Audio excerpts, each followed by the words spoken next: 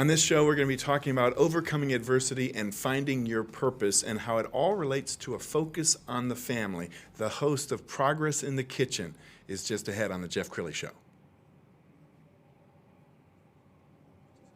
Said one person here.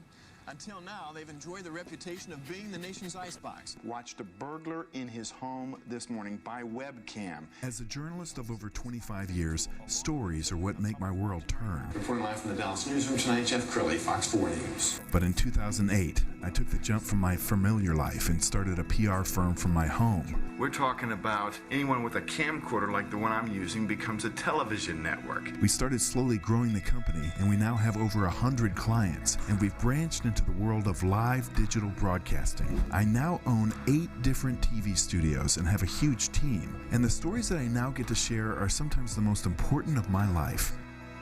Life has a funny way of coming around full circle. This is the Jeff Crilley Show.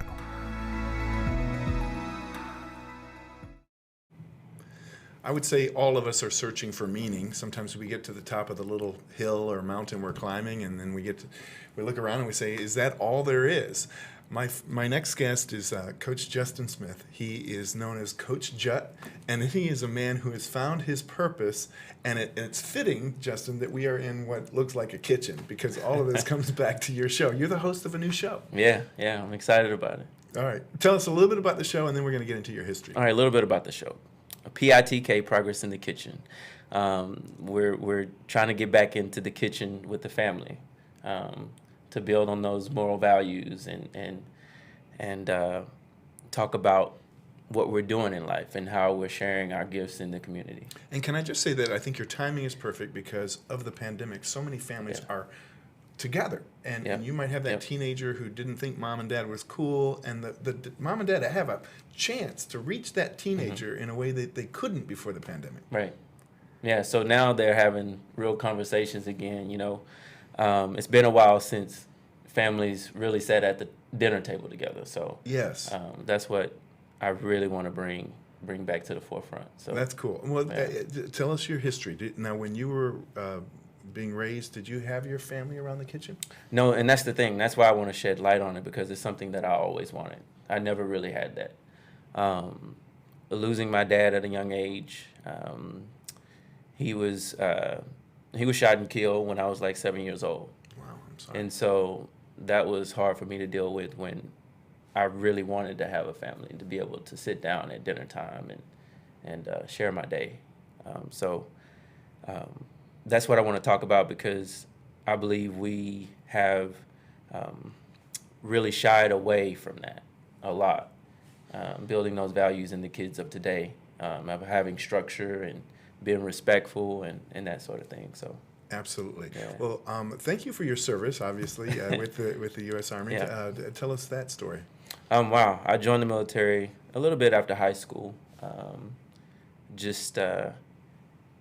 Felt like I wasn't making ends meet, so I was about to have a son, and I wanted to make sure that he was well taken care of, and going into the military I know would help me get my education, but also later on help my kids get their education and set them up. So that's cool. And there's a discipline that you learn in the military that you never forget, do you? Like on time is on time, right? Right. I actually, being on time growing up was kind of a thing too. You know, my mom would yell at me to get up to go to school, but I never slept with an alarm clock. I woke up without an alarm clock to even run cross country early in the morning during football season. So being on time kind of reiterated some things when I was in the military, really structured that. So, yeah. Well, you're quite an athlete. We've got a little clip, and I want you to narrate this for us. You're running on a treadmill. What's going on there? That is superhuman. Yeah, that's you actually make that treadmill go on your own. So it's kind of like this gravity mill that you jump on, and it has resistance on it that you can practice with as if you were really like running in the sand or running uphill. That's amazing. And I know that you were in training for the Olympics at one point. That's how fast you are. Yeah. And so what happened? How were your Olympic dreams derailed? Well, I was playing flag football. The story is crazy. I've always wanted to run. I've always wanted to run track. Wanted to be in the Olympics, but of course life happens. But I was playing flag football in the city league, and I would get some compliments from the people that were watching on the side. It's like, man, you're so fast. You went and caught that guy. You're so fast. And it was like, yeah. And I was like, do you run track? You should go run. You should go run. And it's always been in the back of my mind. And this one guy that said that, like, you need to go run. And it just stuck with me, you know. And I just thought about it, went and ran on the track a few times and just said, wow, I can still move, you know. And so back in 2000, around 2014, you know, I started saying, hey, Olympics coming up 2016, I may try it, you know. But I ended up having small intestinal obstruction, and so I had to go through that, and that kind of derailed the whole dream. Right. Before that, I was running with a couple of my coaches, and I had times to compete, and so, but then I ended up having surgery. And I had a little window to try to get back into it.